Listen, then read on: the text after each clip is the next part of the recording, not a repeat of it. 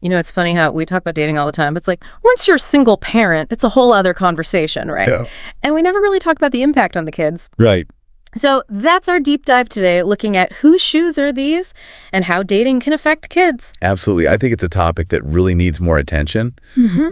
And this book does a nice job.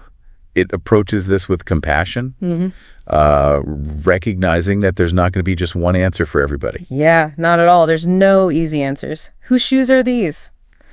Doesn't shy away from the tough stuff, though. One of the first things they say is 23% of kids in the U.S. are growing up in single-parent homes. Wow. Which is a lot, right? It is. That's almost 1 in 4 kids already dealing with, all the normal stuff of family life. Yeah. Plus, now we're adding dating to the mix. Yeah. And I think what's so interesting, at least what this book brings out, is how much, when you introduce new partners frequently, how much that can really impact a child's sense of stability.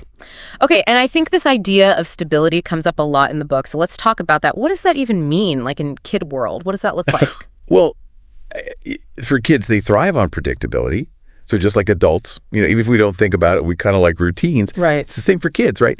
So if you disrupt that sense of security by frequently introducing people, that can really be difficult because it creates this sense of constant change and uncertainty. So it's not even necessarily the new person. It's just the fact that things are always changing. The schedules change. Exactly. Like I always think if you finally trained yourself to go to bed early and then every other week you had jet lag, that would be really rough, right? Exactly. And, now imagine that jet lag is like an emotional experience for a child. Oh, wow. Who's still learning like how to regulate their feelings and all of that, right? Yeah. So the book goes into this idea of, emotional instability and attachment anxiety. Yeah.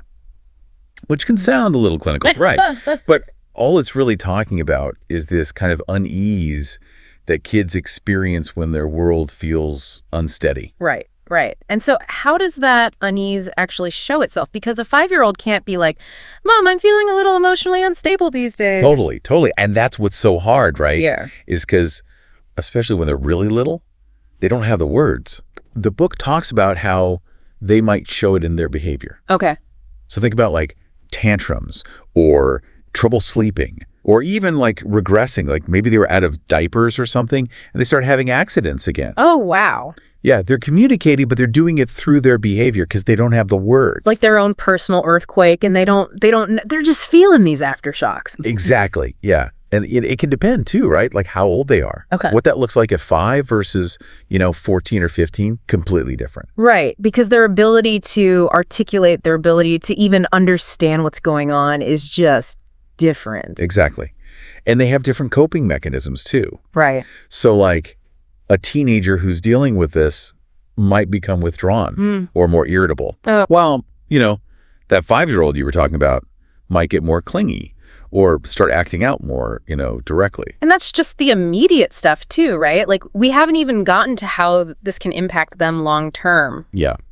Yeah, and I think that's a good place to transition because we've been talking about the immediate impact, but whose shoes are these? Really goes into like the long game here. Yeah, that's where it's really insightful, I think.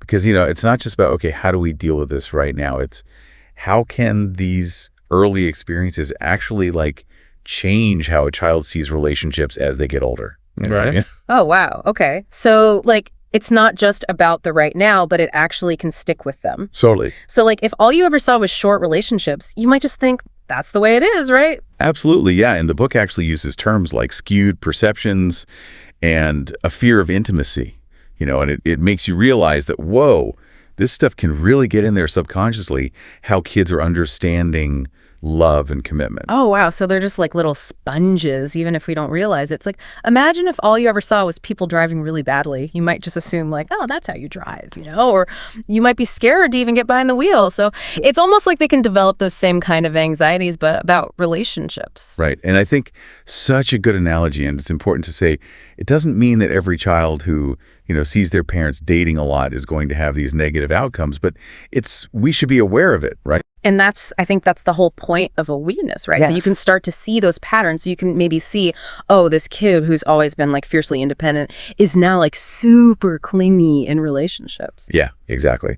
And so the book talks about this potential for low self-esteem or having a hard time with being close to people later in life as adults. Right. And again, it's not about placing blame. It's not about the parent. It's not about the kid. It's just understanding like, hey, these are some things that we should be aware of that could come up. And one thing I thought was really interesting, too, is how they talk about how boys and girls, even though both are impacted, how differently it can look. Yeah. Yeah, that's a really important distinction. Yeah. Because boys, are more likely to kind of internalize those feelings. Oh. They might withdraw even more. They might show more anger. Whereas girls sometimes will try to suppress it. Okay. Which can lead to them, kind of being people-pleasing or really needing that validation from romantic partners later on. Oh, wow. So interesting. Yeah, it's amazing how much these early experiences can really create so much complexity in how we respond emotionally.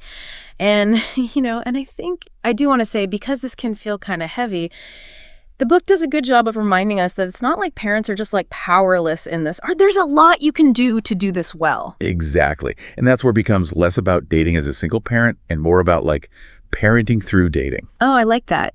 Mm-hmm. Like this is just one part of your life, but how can you still, parent well through that?